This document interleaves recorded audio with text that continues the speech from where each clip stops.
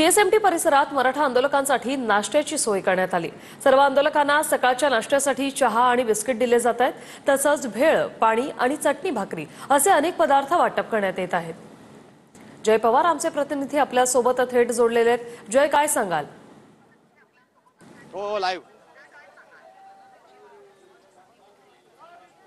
नक्कीच आपण पाहतोय आज मनोज जरांगे पाटील यांच्या आंदोलनाचा चौथा दिवस आहे आणि चौथ्या दिवसाचं पहाट जे आपण पाहू शकता इथे मोठ्या प्रमाणात मराठा आंदोलक जे आहेत ते आता आझाद मैदानाच्या बाहेरच्या परिसरात आल्याचं पाहायला मिळतं। आपण सध्या बीएमसी ऑफिसच्या बाहेरच्या या परिसरात आहोत। आपण पाहू शकता सध्या मराठा आंदोलकांचा नाश्त्याची वेळ जी आहे ती सुरू आहे।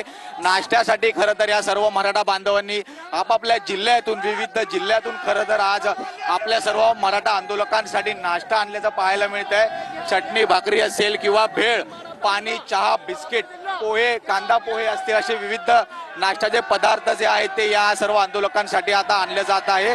आपण जर पाहिलं तर आज मनोज जरांगे पाटील यांचा उपोषणाचा चौथा दिवस आहे।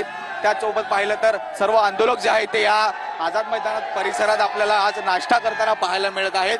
भेळ असेल किंवा चटणी भाकरी असेल हे सर्व पदार्थ जे आहेत ते या सर्व आंदोलकांसाठी खरं तर वाटप केलं जात आहे। आपण पाहू शकता मोठ्या प्रमाणात इथे टेम्पो जे आहेत ते विविध जिल्ह्यातून आले आहेत। बीड असेल, सांगली असेल, इतर सर्व जिल्ह्यातून खरं सर्व बांधव जे आहेत ते आपल्या या आंदोलकांसाठी नाश्त्यासाठी सोय केली आहे। या सर्व मराठा बांधवांना आपण पाहू शकता टेम्पो भरून खरं तर पाणी असेल, नाश्ता असेल, चहा, बिस्किट, चटणी भाकर सुद्धा या ठिकाणी आंदोलकांकडनं या ठिकाणी आल्याचं पाहायला मिळतं। त्याचसोबत सकाळचा उत्साह सुद्धा आपण पाहू शकता कशा पद्धतीनं या सर्व मराठा आंदोलकांमध्ये जोश आहे, उत्साह आहे।